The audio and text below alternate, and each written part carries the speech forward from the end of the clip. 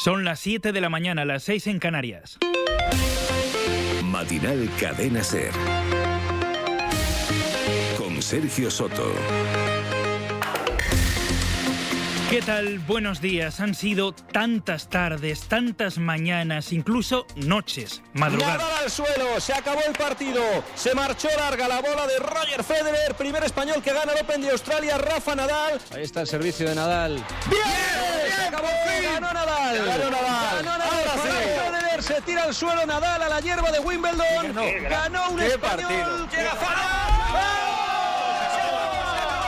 ¡Se acabó!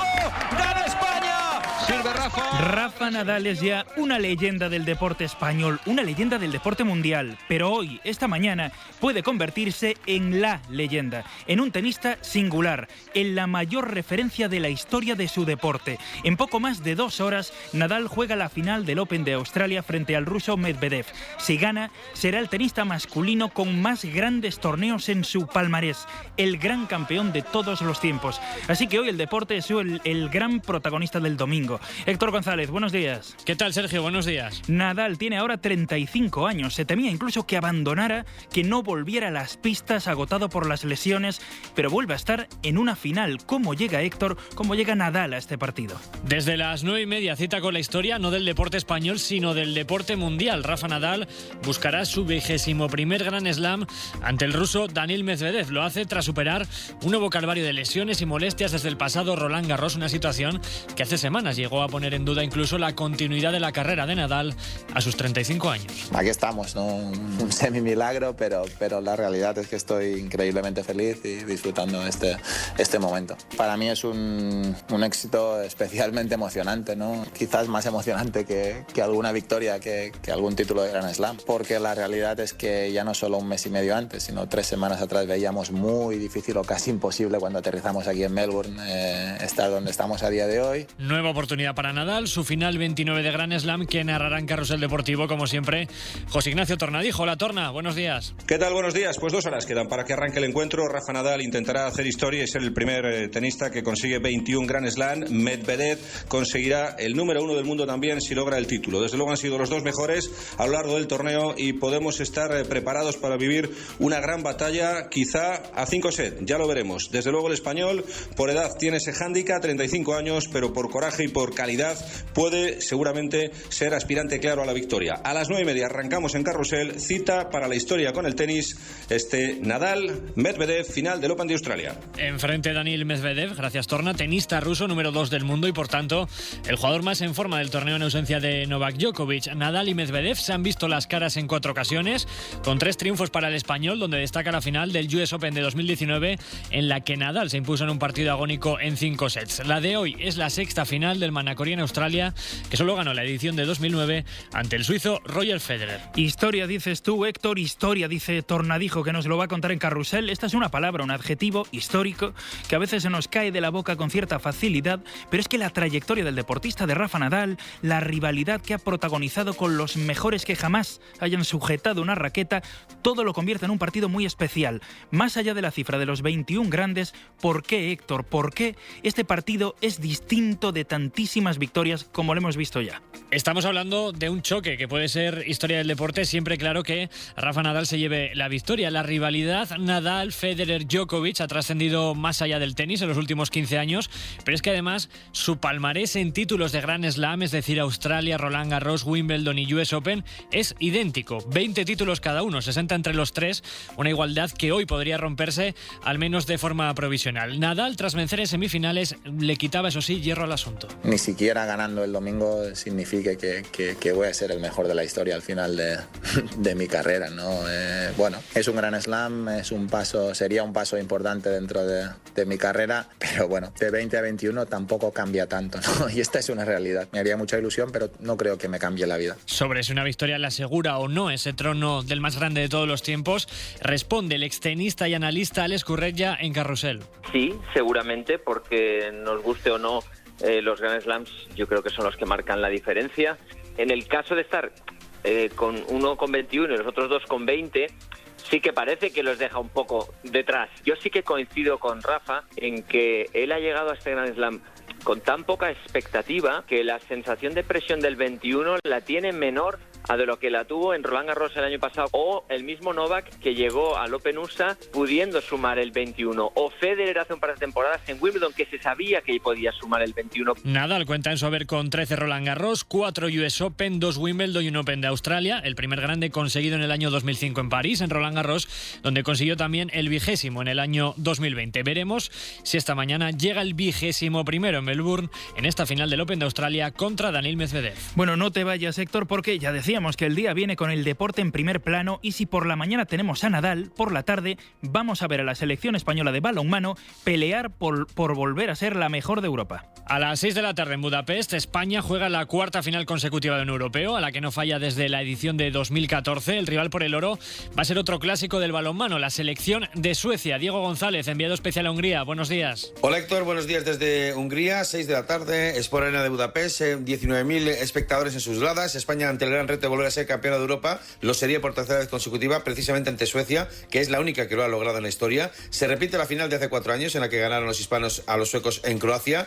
Parten como favoritos, pero Jordi Rivera les va a hacer poner los pies en el suelo, porque Suecia ha demostrado ser un grandísimo equipo por encima de los nombres, casi como ocurre con España, pero que le ha ganado en la primera fase de este campeonato, y también lo hizo por un gol en los Juegos Olímpicos. Antes de esta final, la que todos pensaban iba a ser la de Dinamarca contra Francia, pero en este caso será en la lucha por el tercer y cuarto puesto. Gracias, Diego. Efectivamente, que España jugase por el título no entraba en las quinielas, pero otra vez esa mezcla de los veteranos como Cañellas, Maqueda, Guardiola, el sostén en la portería Pérez de Vargas o jóvenes como Aleix Gómez han permitido a los hispanos soñar con un nuevo trofeo. Jorge Maqueda, uno de los pesos pesados, se pasaba en la previa por carrusel.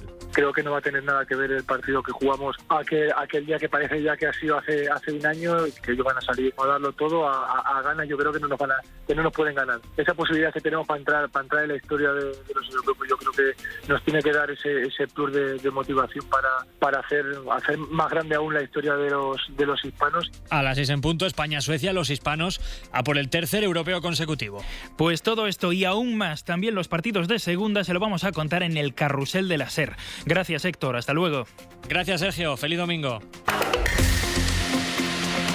No les vamos a hablar solo de deporte, porque los mecanismos electorales van sonando en diferentes puntos. Aquí en España, con un chirrido en la campaña en Castilla y León, y en Portugal, votar é também uma maneira de dizermos que estamos vivos y donde el presidente Rebelo de Sousa llama a las urnas, vamos a analizar los escenarios de unas elecciones que hoy pueden dejar un parlamento aún más fragmentado, mientras Italia ha logrado por fin un acuerdo para poner a un presidente de la República, y es el mismo que tenían.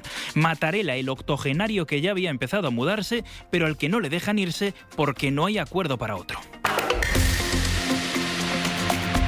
Pero esta es la noticia que tantos estaban esperando y que fue una sorpresa, al menos para algunos. Es ella. No me ha gustado, hubiera preferido que hubiera ganado Rigoberta o Tansugueiras. Chanel creo que es una propuesta bastante vista ya, antigua, de Chipre 2016. Muy bien, una maravilla, Chanel ganadora. 100%. Bueno, a ver, estoy contenta, pero es verdad que yo iba con Rigoberta Bandini. No se confunda. Chanel representará a España en Eurovisión. Lo supimos anoche después de una votación reñida en la que pesó mucho el voto del jurado. Luego nos vamos a por más detalles de este Benidorm Fest. Antes, el tiempo. Ricardo García, buenos días. Hola, buenos días, Sergio. Se espera una jornada muy tranquila y soleada en prácticamente toda la península, aunque sí habrá nubes en zonas de las Islas Canarias con alguna posibilidad de lluvia débil y además calima. En cuanto a los termómetros, las máximas subirán ligeramente en general, la excepción del área cantábrica, donde bajan un poco, y en Sevilla o en Valencia, que se rozarán los 22 grados. Las mínimas tenderán también a subir en el interior y mitad sur, y cambiarán poco en el resto, porque en Burgos o Soria alcanzarán los 5 grados bajo cero, así que cuidado en el noroeste y Castilla y León por las heladas que puedan producirse. Empieza Matinal Ser con Javier Líbana en la producción y Felipe Sánchez y Carlos Ródenas en la dirección técnica. Matinal Cadena Ser. Como un vendaval ha entrado en campaña.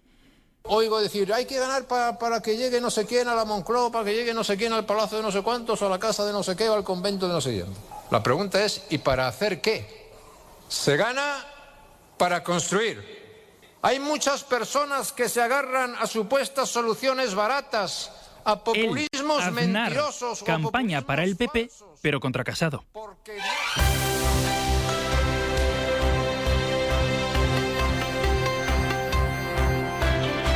Es sin duda la gran noticia que nos deja el sábado de campaña en Castilla y León. Un expresidente del gobierno desatado que parecía querer resolver asuntos pendientes con quien le invitó, con Génova, con Pablo Casado, Mariela Rubio. Tan duro con Casado como aplaudido ha sido José María Aznar, que comenzaba su discurso rompiendo la línea marcada por Génova, la de que estas elecciones son un pilar esencial para llevar a Pablo Casado a la presidencia del gobierno, y casi en tono despectivo Aznar decía: esto no va de llevar a no sé quién a la Moncloa. La pregunta es ¿para qué? Oigo decir, hay que ganar para que llegue no sé quién a la Moncloa, para que llegue no sé quién al palacio de no sé cuántos, o a la casa de no sé qué, o al convento de no sé quién.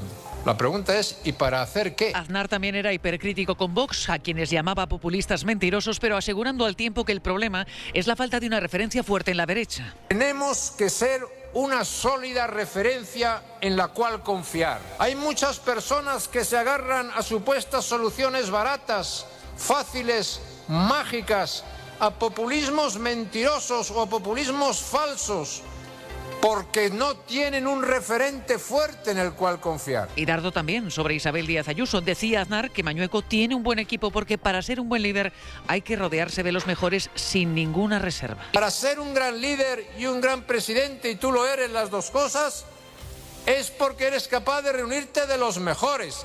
Y hay que llamar siempre a los mejores, sin ninguna reserva, estar con ellos, tenerlos al lado, sumar activos permanentemente. Eso es fundamental y tú lo sabes hacer. Aznar citaba a Casado por su nombre una única vez y casi se le olvida al enumerar los actuales liderados del partido. Llaman a Alfonso Mañueco, o Alberto Feijóo, o Isabel Díaz Ayuso, o Juanma Moreno, o Miras, o tantos otros, o Pablo Casado, por supuesto. Precisamente hoy Pablo Casado se estrena en su primer mitin en esta campaña en Castilla y León. Será en Ávila al mediodía. Pues Casado, que sigue intentando ver en Castilla y León el escalón hacia la Moncloa, mientras otro expresidente, Zapatero, le ve a él ansioso y olvidando que estos son elecciones autonómicas. Quizá explique por qué hayan ido a estas elecciones, que es la ansiedad de Casado. ¿Tiene ansiedad? No sé si porque apareció Ayuso en escena. Algo parecido decía el candidato socialista Luis Tudanca, mientras Pedro Sánchez contradice el discurso de la bancarrota del PP. Somos uno de los principales países líderes en vacunación mundial. Hace 20 años que España no crecía la tasa de crecimiento que estamos creciendo el año pasado y este año. 17 años que no vemos la mayor tasa de ocupación de empleados en España como tenemos hoy. Y hoy podríamos saber ya si la Junta Electoral acepta la petición de Ciudadanos de retrasar el debate electoral, que está previsto para mañana. Su candidato Francisco Igea está en cuarentena tras dar positivo por COVID. PP y PSOE quieren que se celebre y que participe por vía telemática.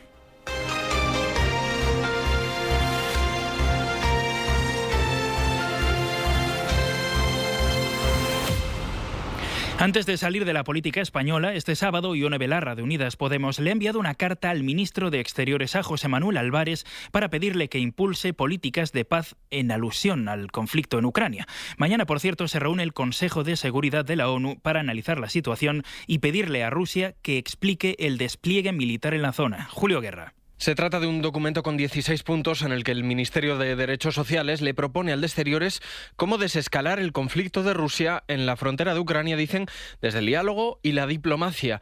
Le dicen a Álvarez que tiene que retirar las tropas que se han movilizado en los últimos días de forma mutuamente acordada, profundizar en el diálogo, desescalar también en el lenguaje que utilizan los implicados en el conflicto, medidas para impulsar una agenda de paz que iría en consonancia con lo que señala la Agenda 2030 del Ejecutivo. Derechos Sociales alerta de que la fase actual de tensión es peligrosa porque podría desencadenar un conflicto militar entre potencias nucleares. Dicen, hay que recordar que Unidas Podemos lleva más de una semana recuperando el lema del no a la guerra para la situación en Ucrania. Y nada que ver con la guerra, ni siquiera con la crispación tan de nuestra política, es lo que ha ido pasando en Portugal, donde hoy votan más de 10 millones de personas. La legislatura y la campaña han transcurrido con moderación, pero ¿qué puede salir hoy de las urnas?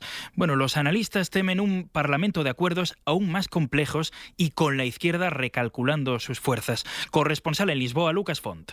Han pasado 3 meses desde el fracaso de la negociación de los presupuestos entre el Partido Socialista y sus antiguos socios de izquierdas, el Bloco de Esquerda y el Partido Comunista Portugués. En ese momento los socialistas se mostraban confiados en lograr una mayoría absoluta, pero a menos de 2 horas para la apertura de los colegios electorales, esta opción está prácticamente descartada por las encuestas. ¿Qué ha hecho mal el Partido Socialista para perder esta ventaja en tan poco tiempo? Técnicamente nada, asegura el politólogo Antonio Costa Pinto, quien destaca que a pesar de la pandemia el gobierno ha conseguido mantener unos buenos indicadores económicos. El principal error, según Pinto, ha sido hacer creer que el líder del centroderecha, Rui Río, traerá de nuevo las recetas de austeridad de la troika. Hay una parte del electorado que no es susceptible de pensar que con Rui Río viene una derecha liberal que va a retirar los derechos sociales, a bloquear la subida del salario mínimo o a privatizar la sanidad, porque Río tiene una imagen de moderación de centroderecha. En el lado izquierdo, los socialistas han cometido otro error de cálculo, según el politólogo, que ha sido dar por concluidos unos acuerdos parlamentarios con el Bloco y los comunistas que gustaban a una parte importante de su electorado. El discurso socialista de apelar al voto para castigar a sus socios solo ha tenido un éxito parcial. No será suficiente para hacer crecer al partido. ¿Y ahora qué escenarios se plantean? Si Costa gana las elecciones y sigue habiendo mayoría de izquierdas en el Parlamento, lo más probable es que forme un gobierno en minoría con acuerdos de izquierdas, aunque también puede buscar el apoyo puntual de la derecha, lo que daría una relativa inestabilidad. ¿Y si gana la derecha? Si el Partido Socialdemócrata gana las elecciones, intentará formar un gobierno de coalición con liberales y democristianos, buscando también, al contrario de lo que dice, un acuerdo parlamentario con la extrema derecha. La posibilidad de que el electorado de izquierdas opte por no ir a votar hoy es un factor clave que puede decantar hacia la derecha el empate técnico que pronostican las encuestas. En Italia ya han votado, pero los parlamentarios, y para elegir presidente de la República, y ante un bloqueo que no encontraba solución, obligan a repetir a Sergio Mattarella, que tiene el mandato caducado y llevaba meses anunciando su intención, ya con 80 años, de retirarse. Corresponsal en Roma, Joan Solés. Un parlamento italiano bloqueado ha dedicado los últimos 5 días a elegir el próximo presidente de la República sin conseguirlo. A las 9:30 de esta mañana se reinician las votaciones en fin de semana. El consenso parece imposible de momento entre los partidos de la derecha, que hasta ahora solo han propuesto candidatos muy vinculados a Berlusconi, Casini, Casellati, y los de la izquierda, que defienden un perfil institucional, pero no han aportado ningún nombre todavía. En realidad está en juego no solo la elección del jefe del Estado, sino además el equilibrio del gobierno. Uno y otro bloque advierten que están dispuestos a desencadenar la caída del ejecutivo del primer ministro Draghi. La única personalidad que obtendría un apoyo mayoritario es el actual presidente Mattarella, como salida de emergencia.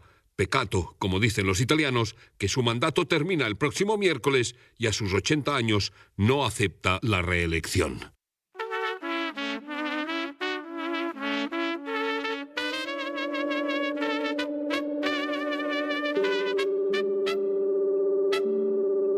En Veracruz, la Fiscalía General del Estado confirmó el asesinato de otro periodista. Este domingo, la periodista Lourdes Maldonado fue asesinada.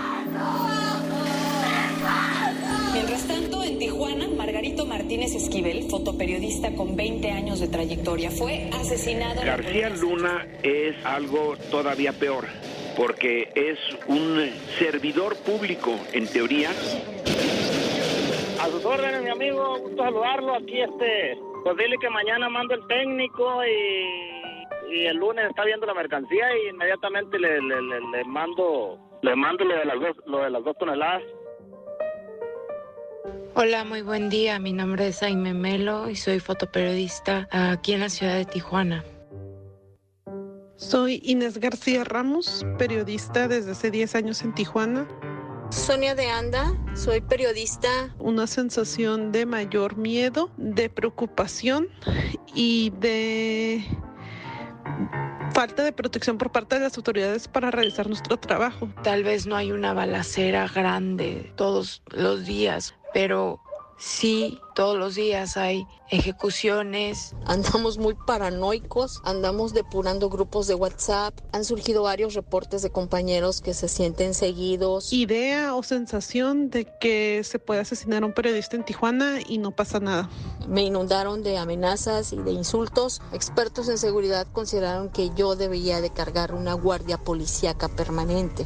Yo me he negado a recibirla porque considero que es inmoral que un periodista sea custodiado permanentemente por un policía, mientras que el resto de la ciudadanía está viviendo violencia. Han sido días de rabia, han sido días de confusión. Mis compañeros y yo lo vemos como un compromiso, como un deber de seguir haciendo este trabajo, como un registro, como aparte de contar esto que sigue pasando y que no hay marcha atrás sobre esta situación, ¿no? Que parece que no termina y pues al contrario sigue, ¿no? En el siglo XXI en México muere un periodista cada 6 semanas. 3 solo este mes. Y los datos podrían ser aún peores porque las organizaciones de periodistas investigan 16 asesinatos más y otras tantas desapariciones. México es el país con más periodistas asesinados. Son los reporteros de calle como Aimé, Sonia o Inés, a quienes escuchábamos, los que se juegan la vida para contar un país recorrido por la violencia, en el que el narcotráfico ha estirado su columna vertebral hasta tocar elementos del Estado y del gobierno. Pero ¿qué ocurre con la protección a un gremio al que meten una bala en la cabeza por contar lo que pasa? Javier Líbana. Vengo también aquí para pedirle apoyo, ayuda y justicia laboral. Lourdes Maldonado, desesperada, llegó a pedir ayuda en una rueda de prensa al presidente López Obrador hace 3 años. Pasó a estar bajo protección del Estado. Porque hasta temo por mi vida. Pero la mataron la semana pasada. Acababa de ganar un pleito a un exgobernador. Lourdes es la última de los al menos 141 periodistas asesinados en las últimas 3 décadas en México, según los datos del Comité para la Protección de Periodistas, el CPJ.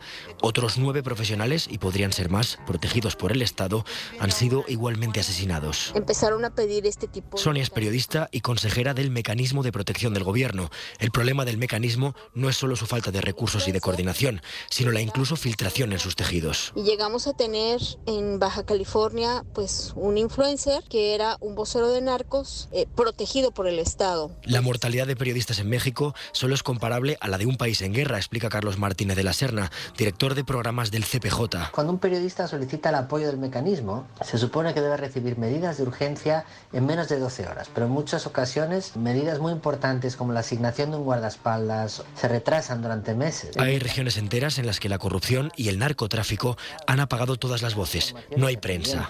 Es el perfecto estado para que florezca el crimen organizado y la corrupción. Por eso exigen al Estado muchos más recursos y coordinación para que las balas no apaguen las palabras. Una cosa más de fuera de nuestro país. La prensa británica anunciaba este sábado que los resultados de la investigación de las fiestas en Downing Street se van a publicar muy pronto. Y hoy cuenta The Guardian que al gobierno de Johnson le caen nuevas críticas por manipular datos sobre inversiones públicas.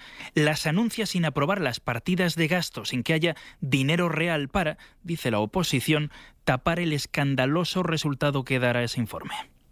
Rafa Nadal en busca de ser el único tenista con 21 Grand Slams. Un buen saque de Rafa y se acabó. ¡Directo! ¡Lo ha conseguido! Se arrodilla Rafa Nadal. Este domingo desde las 9:30 de la mañana hay carrusel. Nadal en la final del Abierto de Australia. Vívelo en tu emisora de Ser Más, app y cadenaser.com. Y a partir de las 6 de la tarde, la selección española de balonmano puede ganar su tercer europeo consecutivo. Se acaba el partido. ¡Vamos! ¡España campeona de Europa! Los hispanos a por un nuevo oro. Además, una nueva jornada de la Liga Smartbank. Las Palmas Real Sociedad B, Mirandés Málaga y Ponferradina Tenerife. Y también la Liga Endesa y los cuartos de final de la Copa África. Te lo cuenta todo el equipo líder de la radio deportiva. Carrusel Deportivo con Dani Garrido. Cadena Ser. Número 1 en deporte. Matinal Cadena Ser. De la pandemia, Sanidad, lo escuchábamos ayer, da por doblegada la curva de la sexta ola. Com a mínim pensem que aquesta onada va de baixada, l'onada d'Òmicron. Y este es otro mensaje en el mismo sentido, el de su consultora de salud global. Decía en Cataluña Radio que a finales de marzo o principios de abril ya deberíamos estar en una fase de convivencia con el COVID. Y en Valladolid ha terminado la batida de este sábado organizada en Traspinedo para tratar de encontrar a Esther López. Es la mujer desaparecida en ese pueblo hace más de 2 semanas. El único detenido por su supuesta relación con el caso quedó el viernes en libertad por provisional. Radio Valladolid, Manuel Rodríguez. Se iniciaba esta batida con las indicaciones a la población y a los voluntarios por parte de la subdelegación del Gobierno en Valladolid, Emilio Álvarez. Que la gente entienda que una batida no se puede hacer de forma indiscriminada, que tiene que ser dirigida precisamente por la Guardia Civil en este caso, para evitar que en la propia batida se puedan destruir pruebas o rastros que podían ser muy valiosos. El juzgado ha decretado libertad para el detenido por la desaparición de esta vecina de Traspinedo, mientras se investiga una segunda persona por su presunta implicación en el caso. En Galicia, la Guardia Civil investiga a 2 personas por hacer carreras ilegales en la autovía a la altura de Lugo. Los agentes localizaron varios vídeos de ellos subidos a las redes sociales. Radio Galicia, Lara Capelo. Son las denominadas lanzadas, carreras de aceleración realizadas en este caso en una importante vía de comunicación por carretera de Galicia, la A6. Los vídeos colgados en redes sociales muestran que durante la carrera los participantes se cruzan con otros vehículos poniéndolos en riesgo y reconocen el empleo de óxido nitroso para aumentar la potencia del motor. Utilizaban vehículos de alta gama, deportivos y con una carrocería modificada para mejorar su potencia. De esas imágenes partió la investigación de la Guardia Civil, que tras 2 meses ha logrado identificar a los conductores. Se les imputan delitos contra la seguridad vial y conducción temeraria. Anoche se celebró la 8ª edición de los Premios Feroz. Son los que entrega la prensa especializada. Anteceden a los Goya y de ahí que tengan ese interés especial de poder anticipar lo que vendrá. Pero nos han dejado sin las quinielas claras. Pepa Blanes. Isabel y el Buen Patrón ganan en unos premios Feroz muy repartidos que ponen más suspense en la carrera de los Goya. Os voy a ser sincera, todos cuando lo hacíamos decíamos, nos van a dar de hostias.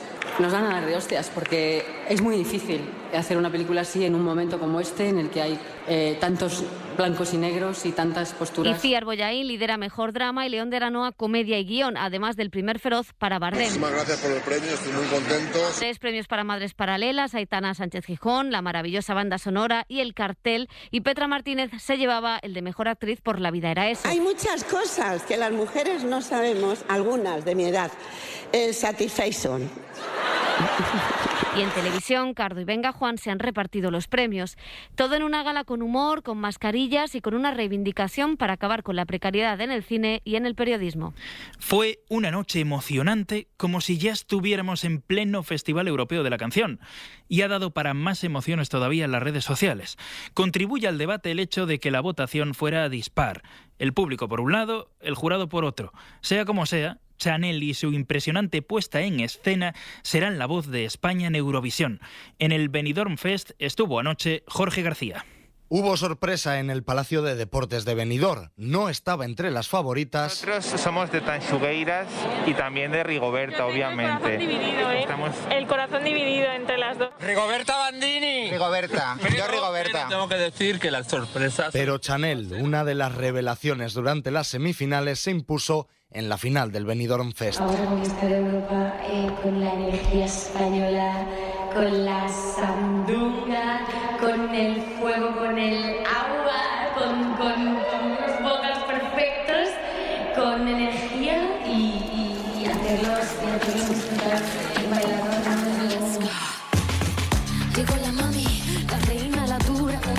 1.300 personas asistieron anoche a la gala, pero una legión de eurofans que invade este fin de semana Benidorm lo siguió en las pantallas gigantes dispuestas en la playa. Iremos a las pantallas.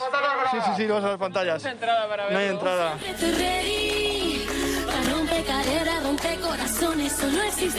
Así, Benidorm, en plena temporada baja y bajo los efectos de la sexta ola, ha sido la otra ganadora de un festival que, ya es oficial, se repetirá en 2023. Antes ella, Chanel, viajará a Turín en mayo con la difícil tarea de superar los pésimos resultados que España viene cosechando en Eurovisión. Yo siempre estoy ready.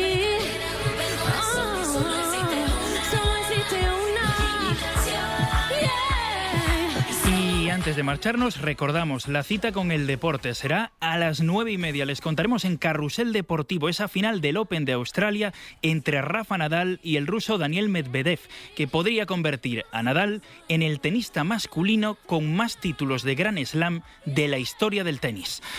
De momento nos vamos. Se quedan ahora con el resto de las propuestas y noticias de la cultura con la hora extra. La información vuelve, como siempre, en media hora en A Vivir, con Javier del Pino.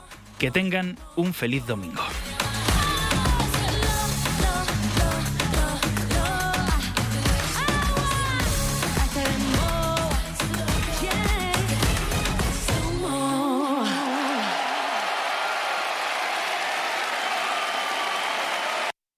Matinal Cadena SER con Sergio Soto.